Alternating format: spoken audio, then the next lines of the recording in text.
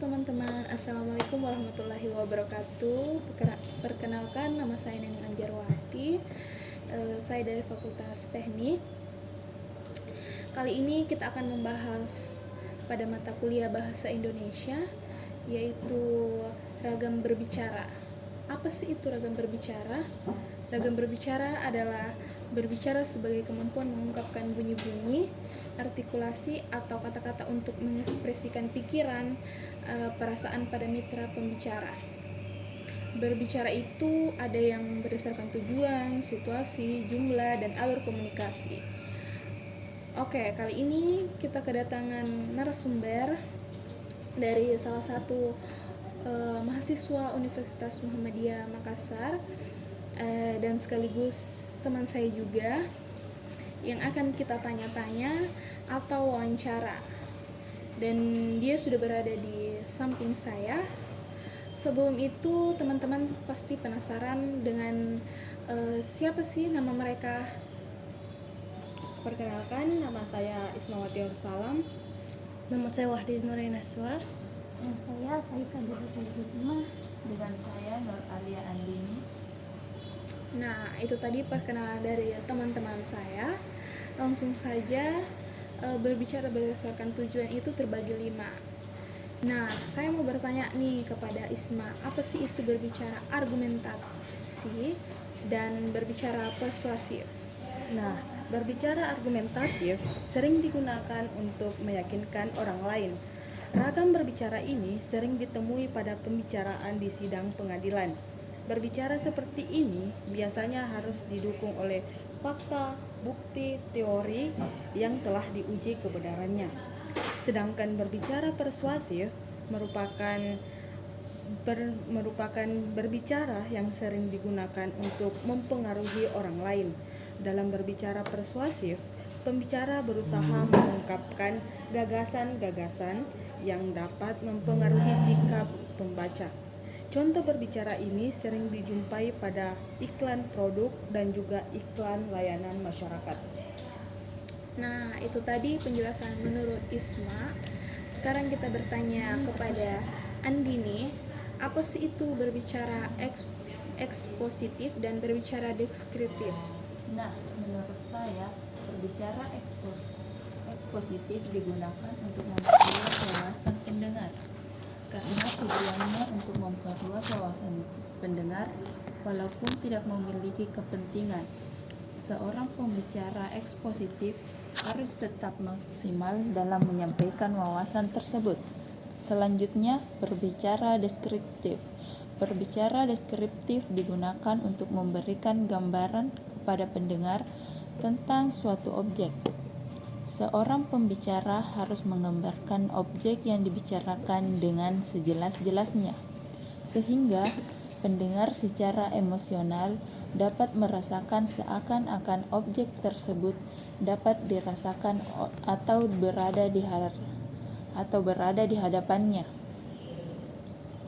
Nah, itu dia tadi penjelasan menurut Andini. Sekarang saya mau bertanya kepada Wahdini, apa sih itu berbicara naratif menurut kamu? Menurut saya, berbicara naratif digunakan untuk menceritakan suatu kejadian atau peristiwa yang dialami atau diimajinasikan pembicara. Berbicara naratif diikat oleh urutan waktu, kronologis, dan urutan tempat spesial. Wah, itu tadi penjelasan yang sangat bagus dari teman-teman saya.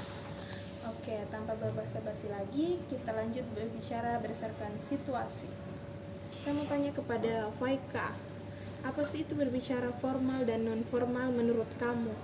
Nah, berbicara formal itu disebut berbicara formal karena terkait dengan situasi, tempat, dan prosedur tertentu. Keformalan situasi yang melatar belakangi pihak yang terlibat dan tempat yang digunakan untuk berbicara ini tidak sembarang.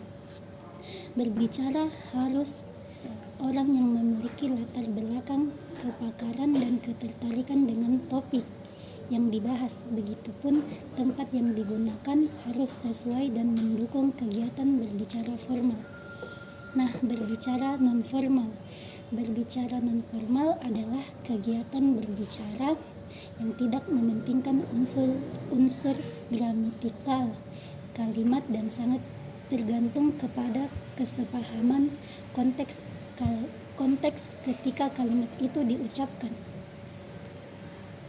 Itulah tadi pendapat menurut Faika. Oke, kita lanjut mengenai berbicara berdasarkan jumlah.